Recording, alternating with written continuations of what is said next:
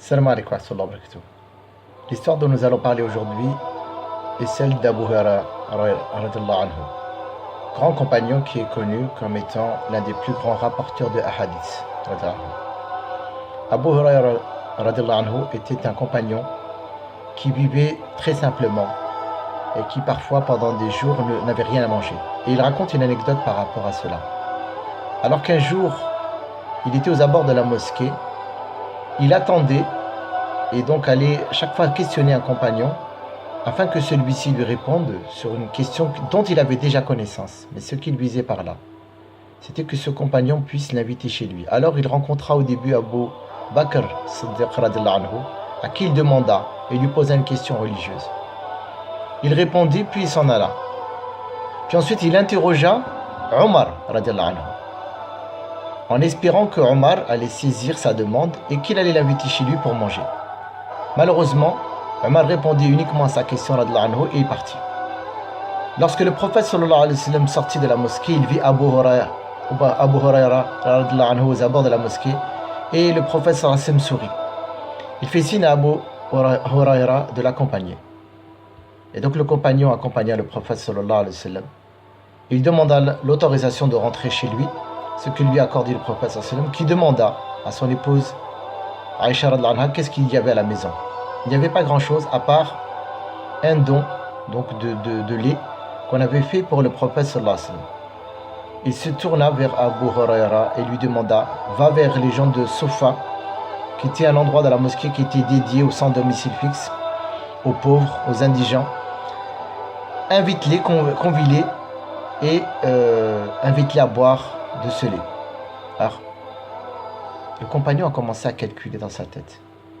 Comment est-ce possible? Plus de 60-70 compagnons vont boire un verre de lait alors que ce verre de lait ne me contente pas moi-même. Voilà le calcul matériel qu'a fait pendant un laps de temps le compagnon. Abu Huraira radhiyallahu anhu. Puis il s'est dit non, je me dois d'obéir au prophète sallallahu alayhi wa sallam et de lui faire confiance. Alors il a été convié, tous ses compagnons, et lorsqu'ils se sont réunis dans la maison du prophète sallallahu alayhi wa sallam, chacun de leur tour, donc le prophète sallallahu alayhi wa sallam a dit donne à tes compagnons de façon à ce qu'ils puissent boire de ce lait. Et Abu Huraira radhiyallahu anhu, il voit que le premier, le deuxième, puis le troisième, le quatrième, chacun boit à satiété sans que le contenu du verre ne se vide. Il comprit qu'il assistait à un miracle parmi les nombreux miracles du prophète alayhi salatu wassalam. Lorsque tous purent boire, le prophète sallallahu alayhi wa sallam sourit.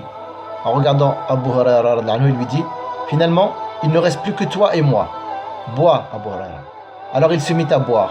Il lui dit merci au prophète. Ça y est, j'en peux plus. Il lui dit bois encore. Et il rebut.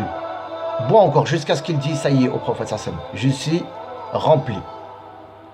Je suis complètement rassasié et je n'en peux plus. À partir de ce moment-là, le prophète sallallahu alayhi wa sallam but. Cette anecdote nous donne quelques petits enseignements. Parmi ceux-ci, wa ati'u Allah wa ati'u Rasul.